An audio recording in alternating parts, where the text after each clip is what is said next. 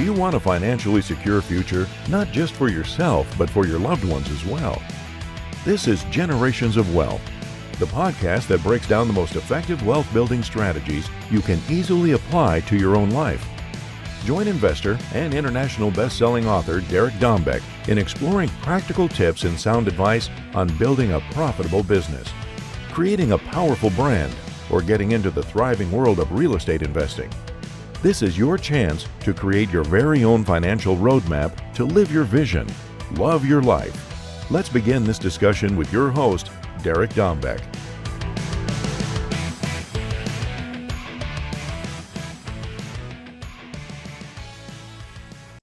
Welcome to the Generations of Wealth show. I'm Derek Dombeck, your host, and today I've got some awesome guests, Anthony and Cameron, and we're going to discuss how they live their vision and love their life. Anthony, Cameron, most people who listen to my show know I don't do long introductions because I won't do it justice. So if you guys wouldn't mind, why don't the better looking of the two of you start and go? That's Cameron. That would be me. Yeah. Hey, Derek, thanks for having us, man. I'm Cameron Christiansen, and I'm co-founders here at Infinite Wealth Consultants. Brief background is I grew up in Idaho, and really there wasn't a lot of wealth that I saw growing up. I moved to Las Vegas. I started a small business, and it was really in that I started getting passionate about kind of where I could put my money. And I didn't have an HR group. I didn't have a team or anybody to turn to. I was self-employed, small business. And so I started looking for opportunities. And to be honest, Derek, I kept looking, and I got overwhelmed with all the information that was out there, which is what I think a lot of people do. And it wasn't until I came across Nelson Nash's book, Becoming Your Own Banker, that really kind of lit my fire and really caught my interest as far as being a small business owner and some of the strategies that are taught in there. I started implementing those on day one for me personally, and that's really what got me into this industry. When someone learns about infinite banking, you almost share it out of obligation, more so than anything else. And so I've been in this industry for about 15 years now, and Anthony and I have worked together for, and has it been all those? Just about all those. Yeah. And man, we've been partnered here at Infinite Wealth Consultants for the last 4. So it's been a good time. Yeah, my name's Anthony Faso. I'm a self-proclaimed recovering CPA. Born and raised in Las Vegas, raised by a single mother. Never really had much money, but I always wanted more. I always had a passion for learning about personal finance. But then at a high school, I went in the Army. And after the Army, I got a degree in accounting. Got a job at PricewaterhouseCoopers, was a CFO for a chain of barbecue restaurants, then opened up my own CPA firm and thought I kind of hit it because I had my own business, right? But then I was just working more than I'd ever imagined. And I was about to kind of team with my traditional financial planner of kind of helping people with their financial planning. But then 2008 happened, and I saw people did everything right, everything they were to do. They stayed out of debt. They paid down their house. You know, they maxed out their 401k, but now their 401k is now a 201k to no fault of their own. And that's when I realized something was wrong. And I realized that as much as I like to give people advice and help them meet their financial goals, I couldn't good conscience trust the stock market.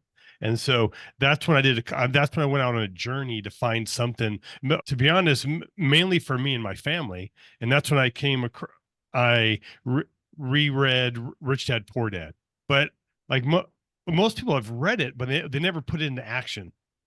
Right. And so this time I told myself I was going to put it into action. And then, as Cameron had mentioned, the book, Becoming Your Own Banker by Nelson Nash, that really kind of helped me figure out some of the financial issues that I wanted, where I could be in more control, where I could focus more on passive income than on building my net worth and my 401k, and then just hope it's going to be there by the time I get old. And so I started doing these principles myself, but then my tax clients were like, "Hey, Anthony, I don't trust Wall Street. What are some things that I can do?" And like, well, this is what I'm doing. And I just kind of shared them the infinite banking concept and some of the principles of Robert Kiyosaki. And then eventually got licensed and started doing that as a business. But then I had my CPA firm and I had teaching infinite banking. Then somewhere way over here, I had my family, and I was just spread too thin. So I had to make a decision. It was the easy one. I sold my CPA firm, and has been doing infinite banking full time, um, ever since. And so I've been doing infinite banking, teaching infinite banking, mentoring clients in Cameron for the last 15 years. Well, Nice. apparently Cameron's a slow learner if it's taken 15 years, but Nice. Yeah, Yeah. he is. But so well, I'm slow learner, but I'm worth waiting for, Derek. Anthony, everybody's got their cross to carry, and Yeah. you're this Cameron apparently. So there's so much stuff to unpack there because one of the things that we're passionate about at the Generations of Wealth, and you just made a comment that hit me hard, was your families to get left behind, and it was an easy decision on what to cut out, and there's so many times that people, big businesses, and they lose their families because they don't make that determination and the right decision at the time. So I love that. But just to, I guess, start at the basics, what is infinite banking? Because there's a lot of YouTube university type stuff out there, which is fake news. I know a fair amount about it, but I'm sure my listeners would love. Let's just start. Give us the description, and then let's dive into it. Perfect. Well, let's first talk. I mean, we try to simplify it. I would say and I do it as well. We have an art of making it more complicated than it really is, right? And what what most investors are doing, they are saving up money to buy an asset, right? And what they're going to do is they're going to typically look somewhere where it's safe and liquid, and they build the money up, and then once they find the asset, they withdraw it and buy the asset, right? And then that asset money, right? So that has to go somewhere. So they put it back in the bank. And then maybe then they're up again to buy another asset. Then they withdraw the asset, buy asset two. That asset two creates cash flow or profits, has to go somewhere. They put that back into the bank. And maybe they take some money off for lifestyle or for the monthly expenses. All we're really saying with infinite banking is that there's a better place to store your cash. Banks are safe and liquid, or we can argue a whole podcast on the safety of banks. But what we found, and we can prove it mathematically, that instead of storing the money in a bank account that's safe and liquid, there's specially designed high cash value life insurance policies that are even and just as liquid as a bank, but and earn at a higher rate of return. That return is tax free. Also, depending on what state you live in, your cash value is protected. Many states, your lawsuits, and probably the main advantage here is that when we use a bank, when we withdraw the money, we break the compound interest curve, right? And now, Derek, at what point do you want your money to stop compounding? For me, never. Okay. Good answer. Good answer. The problem is the system most people are using, we're breaking it every time. Every time we go to buy the asset, we withdraw the money and buy the asset. But with infinite banking and storing that same amount of money instead of at a bank inside of one of these specially designed policies, instead of withdrawing it, we can borrow against it or leverage against it. When what that means is we never break the compound interest curve. So we leverage against it, buy the asset of choice. I mean, a lot of our clients like real estate, but whether it's a business or stocks, whatever your asset is, what we can do is by leveraging against a policy, we will never break the compound interest curve. And what we try to wrap this up here, but what I would say is it's kind of like using a rewards credit card, right? Derek, do you use a rewards credit card to buy some of your stuff? I absolutely do. Yes. Okay. Well, why not? Why do you use a rewards credit card? Why don't you just use cash? Because of the rewards of using the money, and as long as I take my cash and pay that credit card off days later, it doesn't cost me anything to use the credit card. Bingo. what I'm hearing is, hey, I'm going to buy this thing anyways. By adding one extra step, my rewards credit card, I get some bonuses or some miles of cash back. Derek, if you can understand that, you can understand infinite banking. Well, the way we view that our policies are like our rewards credit card for our investments. Instead of using a credit card, I use a policy. Instead of getting miles, we're getting more money in the way of uninterrupted compound interest. So that's kind of it in a level, and we can go as deep as you'd like there. Right. And like I said, I'm familiar with it. I use it. It was interesting for me. It took a while for my wife to wrap her head around the fact that we weren't borrowing the same money we just overfunded our account with. And I explained this to her several times over and over again, but until it became routine, it was a little challenging for her. So Derek, curious, is your wife's name Cameron? Oh my God. I couldn't miss that. Man, I couldn't miss that one. Sorry. She identifies as a Cameron sometimes, but it's usually Tracy. Yeah. Must be a good lady. She's probably good looking, just like Cameron, right? She is good looking. I definitely married up and she lost the bet, but that's okay. Yeah. So why don't you just go into, because everybody that's listening may not understand what I just said about borrowing the money that you just put in. So why don't you talk about that a little bit, and if you can hit on MEC limits a little bit as well? Yeah, happy to. I'll jump in there since we're probably sick of listening to Anthony talk at this point. As far as what you're referring to, that's probably one of the biggest stumbling blocks that people will trip up on when they first hear about infinite banking, is that, hey, I put money in and I'm borrowing my own money out. That's not the reality, right? And so what people need to understand that will help them get clarity on infinite banking is that when you make a deposit to the insurance company, you're building cash value in your policy. When you turn around and you request a loan, you're requesting a loan against your cash value. And so your cash value does not leave your policy. It's sitting there and it's being collateralized. So the money that actually ends up in your guys' checking account is actually coming from the general fund of the insurance company. So there's two separate accounts there. And what we'll do is we'll visually kind of walk people through that process. And usually a 10, 15 minute come around that will clear that up for them. But that is one of the critical pieces. And it's also one of the things that's working in our favor, is because, as Anthony mentioned before, is that ability to leverage, right? We want to leave that cash value inside of our policy so that it doesn't stop earning for us. It just continues to earn and grow and compound year over year. Second part of your question was in regards to MEC limits. MEC is just a fancy acronym. It means modified endowment contract. And really, in layman's terms, what that is, Derek, is the insurance company has been given kind of these guidelines by the IRS. And the IRS in early 80s came in and said, hey, I see what you guys are doing to these insurance policies. You're not using them as insurance. You're using it more like an investment product. And so what they did is they put a cap on the amount of cash that somebody can put into one singular policy in any given year. And so that is your MEC limit. That MEC limit is actually interpreted by insurance companies. And so some are a little bit more stringent, right? Or a little bit more strict when they interpret that. Some are a little more looser. And so MEC limits will vary between insurance companies.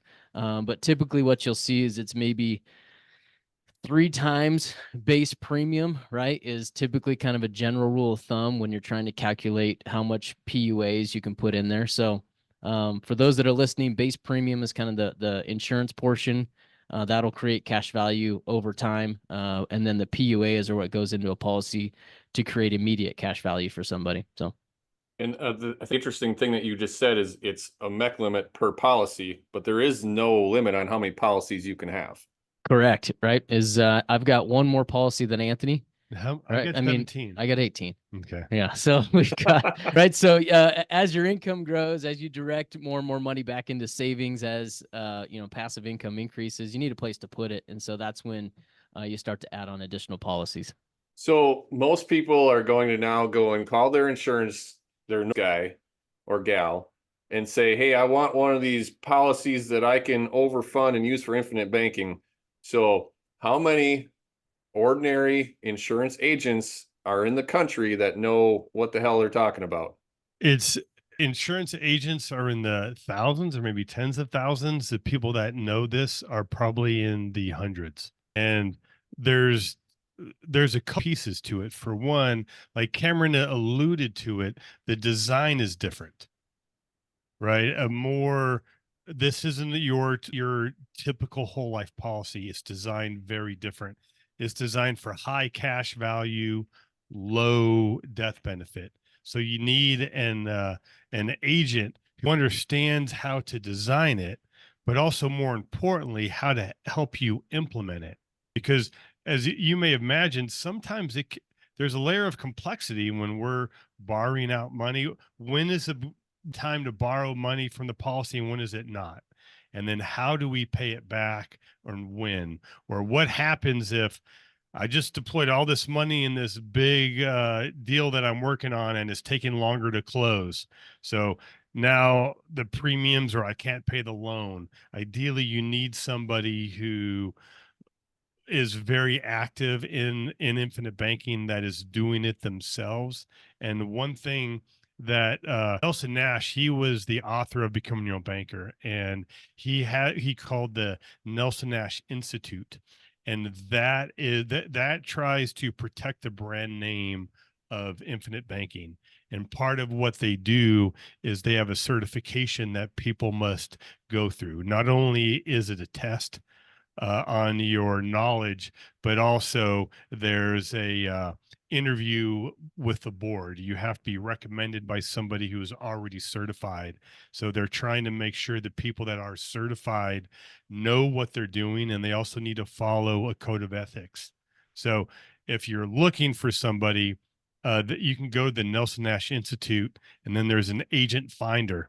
And in there, you could put in your state, or put in the agent you're talking to, and see if they are certified. Obviously, Cameron and I are both certified, and we're a little biased, but we tell people, find somebody that's going to fit with you. I mean, you can tell we kind of have a little more casual, or we a little more, we like to have a good time and poke fun. Maybe that's not for everybody. I mean, but if you can find somebody who knows what they're doing, as long as they're certified. Well, anybody that listens to this show knows that I like to have fun no matter what. So you're my kind of people. It doesn't matter to me as far as necessarily how people are poking fun or not. It's their knowledge level, and do they deliver what they say they can deliver. So Derek, I might add something there if you don't mind, is that I couldn't tell you the amount of times that we get people that will call in and say, hey, I've got a whole life policy, or I've got an infinite banking policy. And we'll look at it, and either it's a term policy or it's something that is set up completely inappropriate, right? Just wrong. And so what I would say, if there's somebody out there that has a policy that they're not exactly sure what it is, man, feel free to reach out to us. We're happy to take a look at it and give you some feedback on whether it's something that you could use for this strategy. yeah, that's awesome. And so myself, I co-own a lending company for 10 years, and my business partner actually just bought me out of it not too long ago. And many of our investors, that we'd raise private capital and out as essentially hard money.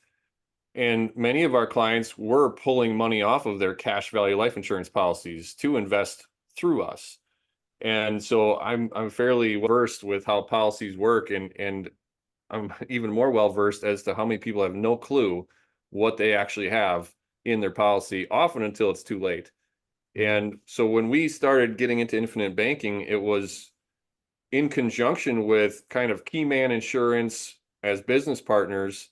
And also it builds in value for, number one, if there is a buy-sell agreement between business partners, or in the event you want to sell your business someday, when you build up that life insurance policy owned by the company, paid for by the company, that increases the value of that sellable company. Can you guys speak to that a little bit? Yeah, you know what? A lot of what we talk about at the root of infinite banking is using, or the way that we use a policy is this, where we store the cash to do our investing. So a lot of our things we talk about are more focused on cash and the liquidity and the growth.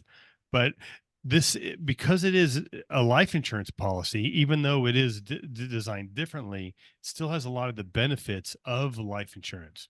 So there is a death benefit component, which it could be used if we use it as a buy-sell agreement, or even maybe personally as well. I mean, for example, Cameron, part of the 17 policies that I have, one of them is on Cameron. In part, again, I was looking for a place to store cash. Mhm. And then I lost if something were to happen to Cameron. Who am I going to be able to make fun of on the Infinite Wealth podcast? It's very few hard to find. So it'll You're gonna take have me to some time. you're gonna So, have to spend at least $50 to find a replacement to pick on. Some good looking guy to come in and stand here, right? It's tough to find. and most of the time we recommend policies being owned individually, and then we loan it to the company, because most people, their investing is they don't have a partner. So it's very simple to keep it outside.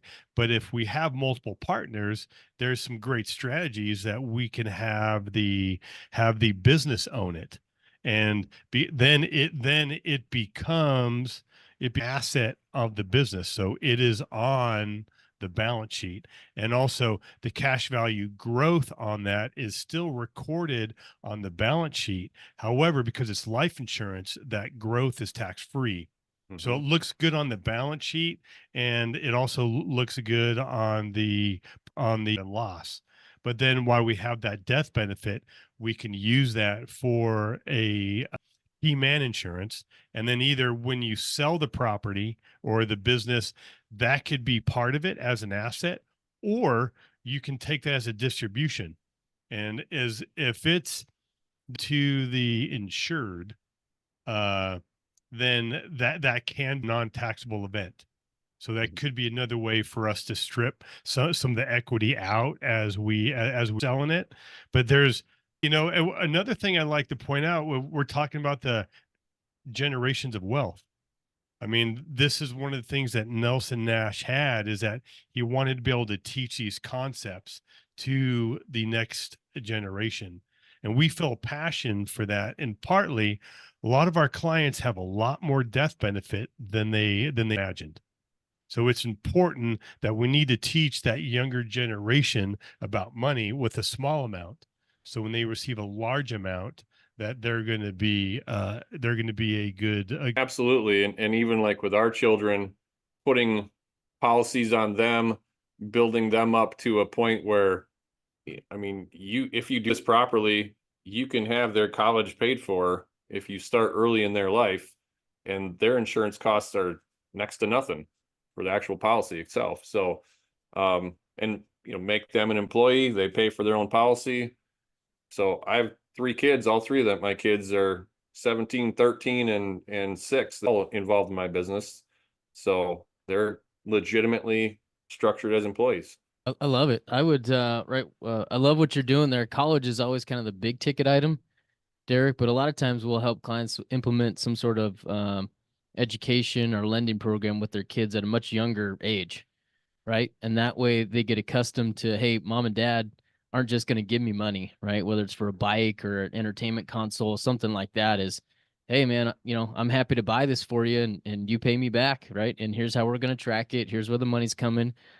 So just little instances like that, that's the education that these kids need, right? Starting at 10, 11, 12, somewhere in there.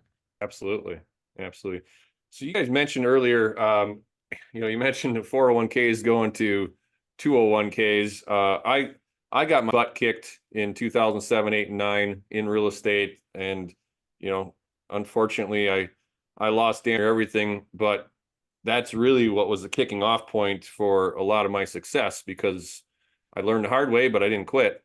So Mhm. what's your feeling on 401ks and some of the other financial advice that people are given, right? The people that would never listen to the Infinite Wealth podcast or the Generations of Wealth podcast, what are hearing from the general populace? Yeah, you teed it up, man. Okay. We're not fans of government created plans, right? And in part, the only reason people are investing in a 401k and IRA is because of the tax benefits. Is that fair to say, Derek? Yeah. Right. Like, I even said this, I'm a recovering CPA, but I even said it when active in it. Taxes should be one aspect you consider when making an investment. it should never be the sole reason for your investment. And so the sole reason people are doing 401ks is just because of the tax reasons, which I think is a terrible reason to deploy money. Also, we don't have access to it. And the problem, I would tell you, after reading Rich Dad Poor Dad, I mean, what his goal of financial freedom wasn't building a high net worth in your investment account. It was creating passive income that's more than your monthly expenses. When your money is tied up in that account, it's impossible to use it to pay for your monthly expenses unless you want to pay those heavy taxes and fees. So, in our belief, IRAs and 401ks do have a place, but it's for a small, select few situations.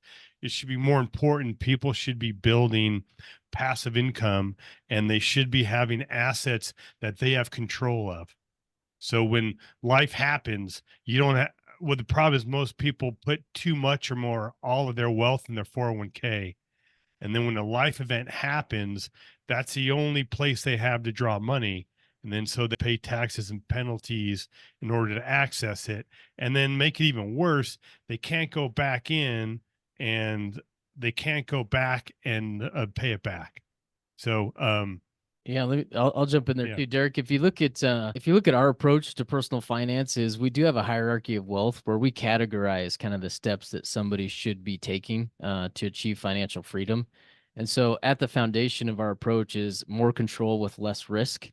Mm-hmm. And we'll actually put 401ks, IRAs, any sort of government program at the top of our hierarchy where you have less control and the greatest amount of risk.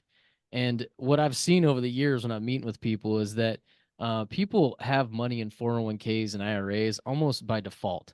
It really wasn't a conscious choice as they started their industry, whatever career they're in, and they started making, 30 days later, HR pulls them in and says, hey, I got a great opportunity for you.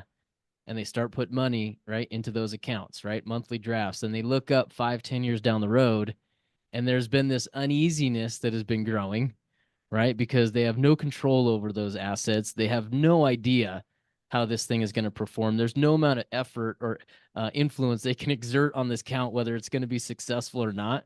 And so there's just this growing kind of uneasiness. And to be honest, that's a majority of our clients that will call us and they'll say, hey, I have no clue how this thing is going to turn out. I'd like to take more control over my funds. And that's one of the things that will help them do is I'd say this to everybody, man, I don't feel like Anthony and I do anything that's really super complicated here, but really what we do is we give somebody control over their assets again, right? Is they're going down the traditional path, that they outsource that element of control over their finances, and there's this uneasiness and they know it. And so really at the end of the day, when somebody's going down that road, I'm going to be really blunt, is that they're not going to be successful doing that. The only time that you're going to be successful in life is when you take control over it and it's upon your effort that you exert. And so, man, if somebody's out there, they're contributing to 401k IRA and they're thinking that somebody else is going to make them successful, man, they're in a world of hurt. Well, and it comes down to the same old story. It's all financial education, and nobody wants to get a financial education proactively. It's usually when there's a devastating event in their life or somebody else in their family's life that this light bulb comes on, and often it's way too late. So I love that you're pointing that out. And I was no different. I mean, I worked a union construction job for many, many years, and then I started my real estate business and ran it in conjunction with until I was able to quit my job. But the second I was able to pull my pension away from that and put it into my own self-directed, it wasn't even a hesitation, but I had gotten the financial education along the way. And most people are just there. It's really sad. There's no education to our youth. No good education, I should say, to our youth. And it's just mostly indoctrination and turn them into robots. But there's some resources out there, right? And but you got to be intentional, right? As we just interviewed Anthony's son actually on our podcast, Chad Faso. He's a young man now, got a family, great career, and he's coming on as one of our coaches. He's been on as one of our coaches, and it was really cool in the interview to kind of hear the influence that Anthony's had over him, right?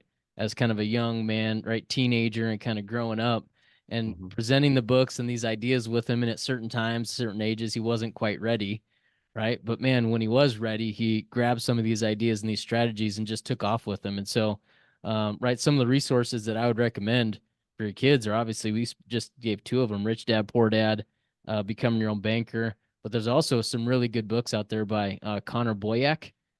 He wrote a book series called Tuttle Twins. And he's got 3 different series run for, just little babies, right? Just little picture books that are good for guys like Anthony. He's got some middle school books, and then he's got some high school books that are out there. So great foundation if somebody's looking. Yeah, we've had the Tuttle Twins books in my household for a while. And actually, now you bring that up, I think it's time to, because my kids are so separated out in age that I think it's time to bring them back out and start reading again to each other. But no, that's awesome resource. And that's the one thing with our kids. And I know Cameron, I should know, I'm not sure if you have kids or if you're just Anthony's adopted son or what. But I do. I've got 3. My son's 13. I got 2 girls, 9 and 11. Okay. So I have 2 kids. He's always trying to outdo me. I got 2. Well, I don't have 18 policies, by the way. I felt bad that I lied there. It's been hanging on me now. Let me get that out there. Yeah. Well, competition is good, right? Yeah. But, like for us, we started getting our kids involved about that age, 11, 12, just as you mentioned. And for me specifically with my oldest, who's 17 now, she knows more about return on investment than most adults would ever hope to learn. Awesome. And she does want to be a part of our business, but it's not that we're trying to force our kids into what we do. It's just so they know the other options. And for me specifically, I'm helping my kids build a network, because that's one thing I never had until the second half of my real estate investment career. So we actually host events where we encourage people to bring their kids. The events are for adult real estate investors, but they're, like our we host on a cruise ship, for example, Generations of Wealth voyage. This voyage takes off maybe even before this show airs, but I think there's 18 kids going on this trip. Well, Cool. our kids are meeting other kids who have parents that are freaks like us, that think differently. So ultimately, for them to have that network across the country, doesn't matter if they ever become real estate investors or, investors in general, they just know that there's other kids like them, because they don't get that in our local school system. Right. You want to know what they're all is mom and dad are still learning. Yes. Like they're still taking the time. Now that school's over, doesn't mean our learning's over. Really, that's when the learning truly begins. I love what you're doing there, Derek. Is I've implemented a piece of that or something similar. And I've taken my kids on kind of mission trips, right? We've gone down to Mexico and built houses, and there are a couple of reasons I do that, but one of them just being to let them know that the world is bigger than their little world here that they have in the local community, right? And so the big piece, I like what you're doing there because it does the same thing for them at a younger age, right? It gets them introduced to people outside of their little network, the little sphere. So man, I like what you're doing. I'm going to steal that. I'm going to start taking my kids to some events. I take kids to build duplexes. I'm just teasing. I take my kids to go clean out duplexes when the tenants destroy them, and then they get to see the joyful side of being a landlord. Yeah, that's great. It's good that they need to be they need to see both sides. I mean, and so it's great that we need to bring our kids on as soon as we can and as soon as they're ready. Absolutely. And I think the hard part is there's a fine line between forcing them to do something they don't want to do and educating them. And I have a hard time staying within those lines because I don't have a lot of patience, and I want some yesterday. But you have to slow down long enough to sit there and tell the kids why we're doing what we're doing, not just go do it because dad said so. Yeah. Yeah. Derek, one thing I've done for my grandkids is we set up a policy for them. And as we build up enough cash value, we're going to leverage against it and start buying real estate. And then when he's enough, I'm going to take him to the property where he can walk it and he can see it. And when he's old enough, I'm going to take him through the numbers and have him help me analyze the deals. And I'm hoping this isn't grandpa's money or daddy's money. Like this is his money. So I'm hoping that he's going to be paying more attention to. And we're going to be teaching him along the road. And our plan is the projections are by the time he's 20 years old, you have 20,000 a year in passive income. I think you have 8 homes, if is kind of what we're looking at. But now we're trying to build that generational wealth. And so we're going to teach them as they're young and build it for them where they're able to have to work their way in and learn it. But then once they do, they will be able to take over family ship. What I found worked really well with McKenna, she still does. The girl drinks milk like crazy. And so she would drink gallons and gallons of milk. So I would sit down with her with closing statements from a house that we just bought and sold and flipped, and show her the profit that we made. We do all the math, but then I would say, well, this is how many gallons of milk you could buy with that $20,000, right? And she would say, okay, so you can buy 5,000 gallons of milk for $20,000. And I said, yes. Now let's figure out how many hours somebody working at, $15 an hour would have to work to buy the same amount of milk. And that's when it really started sinking in for her. So I love the idea of building the passive income for them. However, to me, if I just say, you know what, you've got an asset and it's creating a year in passive income, a rental unit, they need to know, what does it actually take for somebody else to make that $5,000 for it to sink in my opinion. No, I like that's that. a great example. Yeah. So, well, guys, I really love this conversation, and there was something you said earlier about cash, and I think you guys have some fairly strong opinions that I'd like to hear about. Do you sit and wait until you save up enough cash to go buy an asset? Do you leverage a property, using a bank and your infinite or your own account? Like, what's your view on buying real estate with cash? I would say is all the above is really our strategy. I mean, we do recommend that we do need to have some money liquid, because there's going to be some vacancies, repairs, or there could be some hits, but there also could be some opportunities. So we do want people to have a layer of liquidity for in regards to those. There's so much. That's one of the many reasons why we like real estate, is because there's so many ways that we can buy it. I do think when we're buying real estate fully leveraged, we have to be careful, is the point. So we need to make sure that we are educated. And again, we have some layers of liquidity. But if we have some equity in a home that's just sitting there, not really creating much to your passive income or your portfolio, I think there's many instances where it would make sense to use that equity to buy asset. Derek, what I'd add on there is that the wording that you use, I think, is very specific as far as cash goes. I think that one of the biggest mistakes that real estate investors are using is they do use cash, whether it's for the entirety of the property, right? Or if it's the down payment. One of the things that we teach everybody is that cash is okay, but it's not the best thing that you could be doing. And that's a lesson for a lot of people, right? And so that's what infinite banking really is taking the cash, putting it into a policy, and then leveraging against it. And that really is the most efficient thing that you could be doing with your cash. So prior to going making that down payment is you should have the cash inside of your policy and be used as cash value, and then borrow against it for the down payment. And then I think Anthony here, we're bigger fans of kind of leveraging 80% with a bank, right? We just want to come in for the down payment, put as little as possible, let them finance the rest. And so cash versus cash value would be the takeaway. If anybody has questions on kind of that, we do have one of the things, right, with Anthony, one of the good things of him being a recovering CPA is that he's done the math, right? We've done math. And so in our course, we have an example that we share with almost everybody, and it's what we call it. And really, it's the difference between buying an asset with cash versus cash value. Okay. And so we have an online course. And so I think we're wrapping up here. And as a thank you to your listeners, we'll guys free access to our online course so they can go in there, look around, see if it's a good fit for them. There's nothing salesy in there. It's just a whole bunch of kind of case studies, educational videos.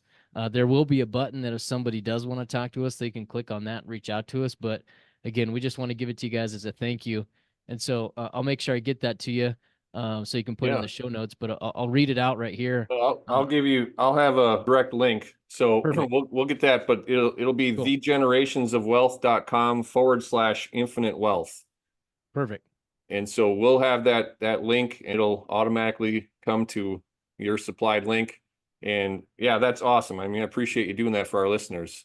Yeah. No, it's right. If somebody's out there and they're wondering why they should be doing it, that's one of the biggest questions.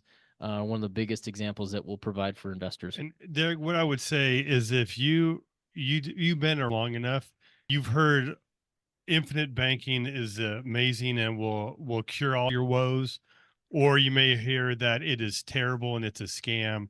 Those are opinions. And I would tell you, to be honest, the facts are somewhere in the middle.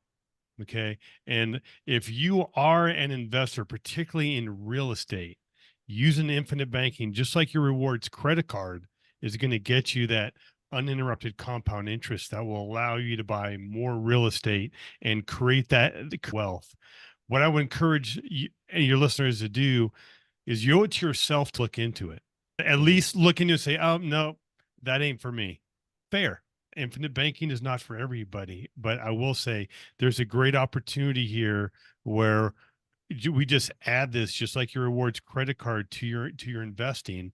Infinite banking can increase your returns and lower your taxes, but you're never going to know unless you take some time to learn. And with this course, you have access to it for free. We're not going to call you. We're not going to chase you. Our view is if you get exposed to infinite banking, you can make your own decision whether it's for you or not. But if it is for you, we'd like an opportunity to kind of help you implement it.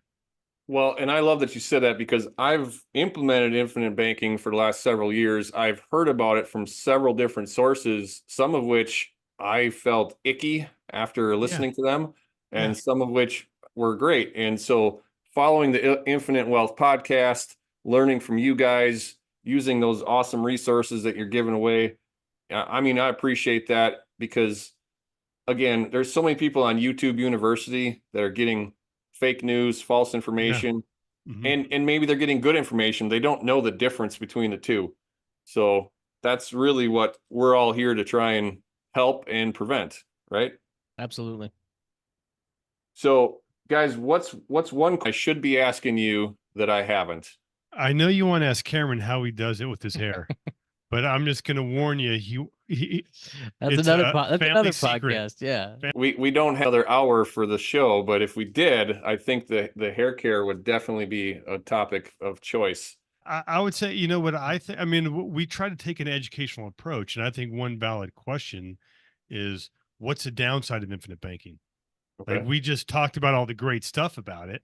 You'll learn more about the pros and cons if you go through our educational process, because we want you to know the facts, not just opinions, and we want you to know the good and I think probably the biggest obstacle people have when they're looking into this is what we call the slow start. It's like we're starting a business, and with most businesses, there's some startup costs. It takes a little while for it to cash flow. So particularly with these policies, the first year you put in $1, you're not going to be able to turn around and leverage that a whole dollar. It's going to take a little time for you to do that. But so we'll tell people, if you're focused on short-term results, infinite banking is not for you. But if you can have a long-term view, this can be a great strategy to implement it, because the policies get more and more efficient when you need it most. And the bottom line is, this isn't an either or. We're not saying put your money like in life insurance or real estate. This is an asset, like Cameron says, that there's ability for you to do both. Awesome. I mean, and I appreciate it. That's my favorite question that I ask everybody I talk to, because I that way I get something that you guys truly wanted to say, and I didn't have to think of another question. So it's fantastic. It's a win-win. Yeah, absolutely. Well, guys, we can definitely wrap this up. I know that you guys have the Infinite Wealth podcast. Is there other ways that people can follow you, listen, seek you out, stalk you, anything like that? Yeah, if they go to infinitewealthconsultants.com, right? That's going to be our website. We've got all of our resources there. Again, we're going to have the link to the course, 2 great resources right there. The Infinite Wealth podcast is we put episodes out every Wednesday, and half of the episodes are Anthony and I talking about the good and the bad of infinite banking. And then the other half of the episodes are us highlighting investment opportunities that create passive income that maybe not a lot of people are aware of. So we'll bring on kind of an expert to discuss and to give some insights there. So great resources there if you guys have questions on infinite banking. You know, we'll send you our link tree. You could find us on all the social media platforms, YouTube, and you can find links to our podcast. Okay, that's awesome. And we'll have that in the show notes. And again, thegenerationsofwealth.com/infinite wealth is how you can get their information. Guys, great getting to know you a little bit more. We talked before the show, which was fun. The show was awesome. I appreciate you being on. And for everyone else, thanks for joining the Generations of Wealth. Go out there, live your vision, love your life. See you next time. Go make it a fantastic day. Take care. Thanks, Derek. Thank you for joining us on another insightful episode of Generations of Wealth. May your newfound knowledge help you in leveling up your own strategies to get through the many obstacles to your money-making processes and bring you much closer to the financially secure life you truly deserve. Continue filling up your accounts and further polish your financial tactics by listening to more episodes of the podcast at thegenerationsofwealth.com. Because in your wealth-building journey, there is no other way to go but up, giving you the chance to finally live your vision, love your life. That's all for now. See you on the next one.